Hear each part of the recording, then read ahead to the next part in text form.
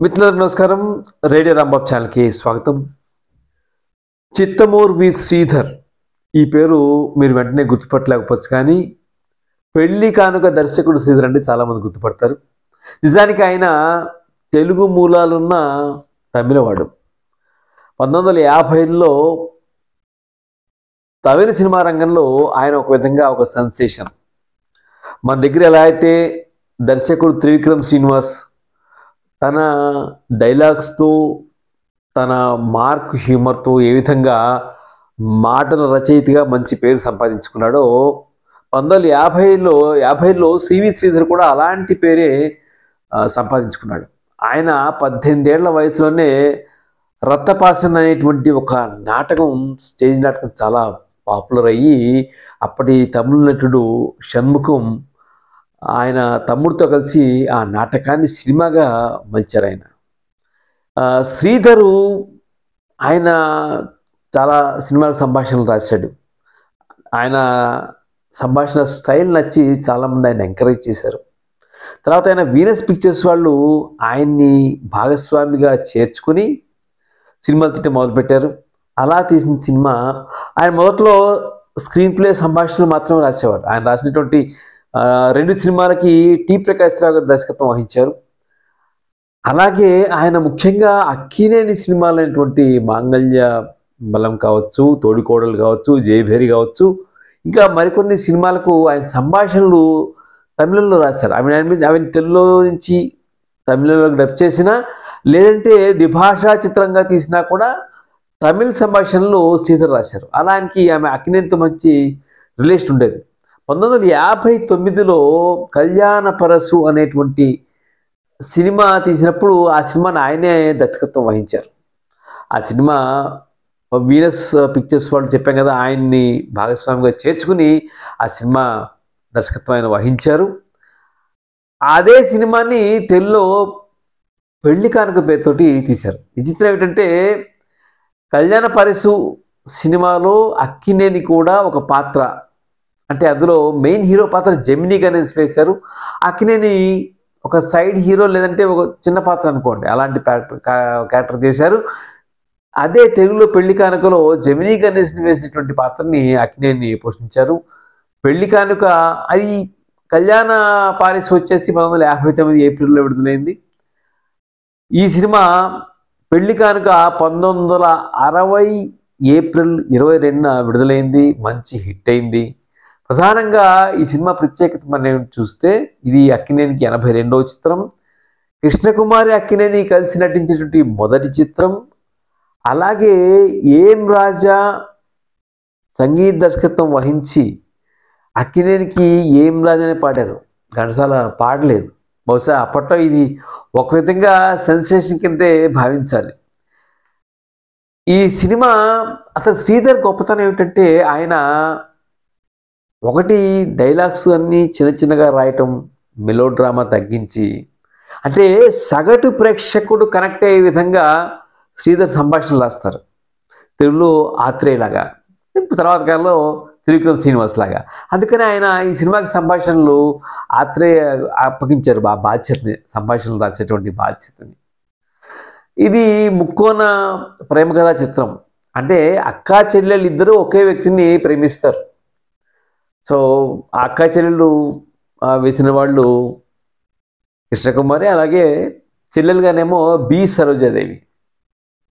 అయితే తర్వాత అక్క చెల్లెల మీద అనుమానం పడినప్పుడు చెల్లెలు దూరంగా వెళ్ళిపోవటం, ఈలోగా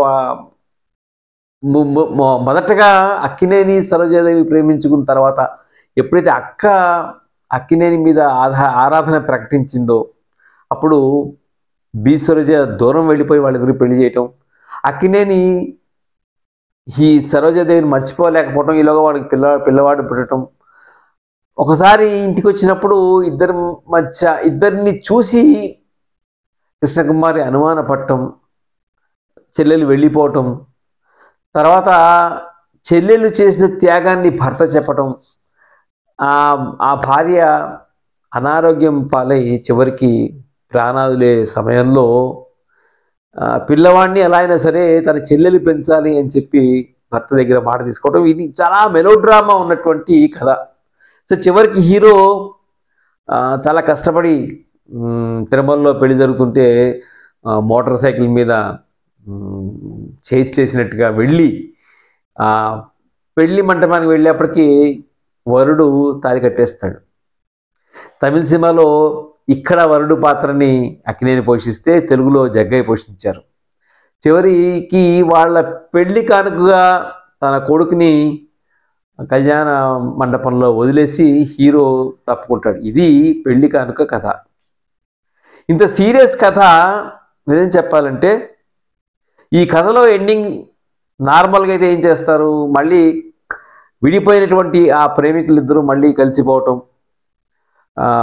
ఆ పిల్లవాడు వాళ్ళిద్దరిని కలపడం అన్నట్టుగా చూపించి సుఖాంతం చేస్తారు.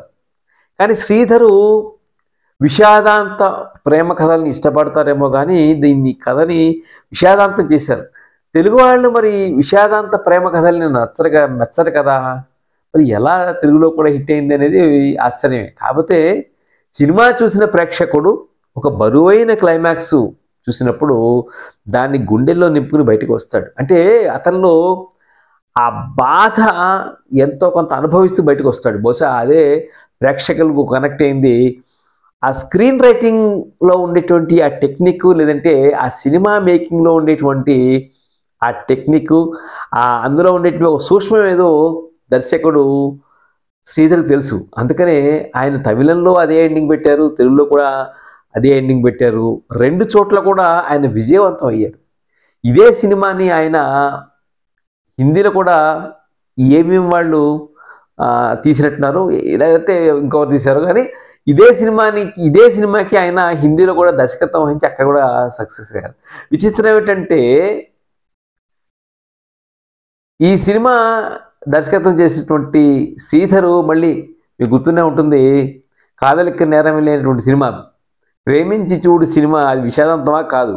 ఆ సినిమాతో ఆయన కొత్త వాళ్ళని పరిచయం చేసి అప్పుడు హిట్ కొట్టాడు ఆయన. అలా ఆ సినిమాకి పీపుల్లో చేశారనుకోండి, అది వేరే విషయం. పెళ్లి కానుక చిత్రం ప్రేక్షకులకి బాగా కనెక్ట్ అయింది.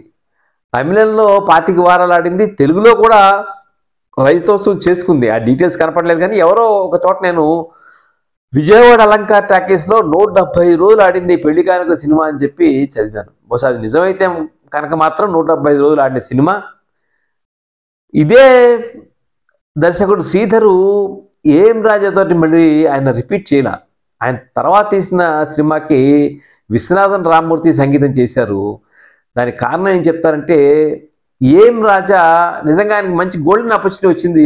అటు కళ్యాణ పారిస్కి ఆయనే దర్శకత్వం వహించారు, అలాగే పెళ్లి కానుకకి ఆయనే సంగీత దర్శకత్వం చేశారు. తమిళ పాటలు ఎంత హిట్టో తెలుగు పాటలు, తెలుగు నేటివిటీకి ముఖ్యంగా వాడుక మర్చితి వేళ పాట కానీ, ఆడే పాడే పసివాడ దీపావళి పాట 2 సార్లు వస్తుంది. ఇందులో సుశీల పాడినటువంటి హ్యాపీ అకేషన్ ఏమో చెరువు ఆంజనేయ శాస్త్రి రాస్తే, పాడే పసివాడ ఏం రాజా పాడినటువంటి పాట నాగేశ్వరరావు పాడతారు, దాన్నేమో ఆత్రేయ రాశారు. అలాగే పులకించని మది పులకించే అనేటువంటి జుక్కి పాడిన అద్భుతమైనటువంటి పాట ఉంటుంది, ఆరుద్ర రాశారు. ఇట్లా ఒక మ్యూజికల్ హిట్గా కూడా మనం పెళ్లి కానుక సినిమాని చెప్పుకోవచ్చు. ఇంకో విచిత్రం ఏమిటంటే, ఇలవేలుపు సినిమా గుర్తుంది కదా, ఎల్వి ప్రసాద్ తీశారు, దర్శకత్వం వహించారు. ఇలవేలుపు తమిళ మాతృక కూడా శ్రీధరే దర్శకత్వం వహించారు. అలా శ్రీధరు ఒక వెర్సిటాలిటీ ఉన్నటువంటి దర్శకుడిగా ఆయన మిగిలిపోయారనే చెప్పాలి. ఇది పెళ్లి కానుక సినిమా చూసినప్పుడు అక్కినేని అద్భుతంగా చేశారండి. నిజంగా చాలా ఆయన తక్కువ డైలాగ్స్ కనిపించాయి నాకు. అలాగే కృష్ణకుమారి, సరోజాదేవి వీళ్ళ కాంబినేషన్ కానీ. ఇంకో విషయం చెప్పుకోవాలి, రేలంగి గిరిజ ఇందులో కామెడీ. తమిళంలో తంగవేలు సరోజ చేస్తే తెలుగులో రేలంగి గిరిజ చేశారు. ఈ తమిళ్ కామెడీకి మంచి పేరు వచ్చింది. తమిళ్ కామెడీకి ఆయన గోపువాస్ అని చెప్పని, చిత్రాలయ వాస్ అనుకుంటా, ఆయన ఈయనకి ఫ్రెండ్, చిన్నప్పటి నుంచి క్లాస్మేట్లో ఫ్రెండు, చిన్నప్పటి నుంచి శ్రీధర్ నాటకాల్లో వేస్తున్నప్పుడు చాలా సహాయపడినవాడు. అతను ఆ సంభాషణ రాశాడు కామెడీ ట్రాక్. తెలుగులో కామెడీ ట్రాక్ కూడా మరి ఆత్రేయ రాసిందరు, ఎవరు రాశారు కానీ రేలంగి గిరిజ కామెడీ కూడా చక్కగా పేలింది. తమిళ్లో నటించేటువంటి తంగవేలు సరోజ తర్వాత దంపతులు అయ్యారు కూడా. సో అలా ఇంత సీరియస్ సినిమాలో కూడా ఒక ట్రయాంగులర్ లవ్ స్టోరీలో కూడా మంచి కామెడీ ఉండటం వలన సినిమా ప్రేక్షకుల్ని ఆకట్టుకుందని చెప్పాలి. మీకు గుర్తుండే ఉంటుంది, ఒకసారి మళ్ళీ గుర్తు చేస్తాను. 1982లో దేవత సినిమా వచ్చింది, గుర్తుంది కదా. సురేష్ ప్రొడక్షన్స్పై రామారాయణ నిర్మించారు, రాఘవేంద్రరావు దర్శకత్వం వహించారు. సోహన్ బాబు, శారద, సోహన్ బాబు, శ్రీదేవి, జయప్రద ముగ్గురు. అది కూడా ట్రయాంగిల్ లవ్ స్టోరీ. అందులో కూడా శ్రీదేవి, జయప్రద ఇద్దరు కూడా అక్క చెల్లెలుగా నటిస్తారు. జయప్రద అక్క, శ్రీదేవి చెల్లెలు.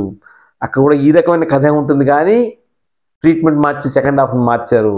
బట్ అక్క చెల్లెళ్ళు ఒకే వ్యక్తిని ప్రేమించడం అనేటువంటి కథాంశమే అక్కడ తీసుకున్నారు. అలా ప్రేమ కానుక సినిమా అంటే సెంటిమెంటు, ఎమోషన్ను పండిస్తూ విషాదాంతమైనా కూడా దాన్ని చెప్పే విధంగా చెప్తే ప్రేక్షకులు రిసీవ్ చేసుకుంటారు. హ్యాపీ ఎండింగే ఉండాల్సిన అవసరం లేదు అని నిరూపించినటువంటి చిత్రం పెళ్లి కానుక. అలా నిరూపించిన దర్శకుడు సివి శ్రీధర్. ఇది పెళ్లి కానుక సినిమా సంబంధించి ఇక మీకేమైనా సమాచారం తెలిస్తే తప్పకుండా షేర్ చేయండి, మీ కామెంట్స్లో తెలియచేయండి. మీ స్పందన కోసం ఎదురు చూస్తుంటాను. తప్పకుండా రేడియో రాంబాబు ఛానల్కి సబ్స్క్రైబ్ చేయండి. నమస్కారం.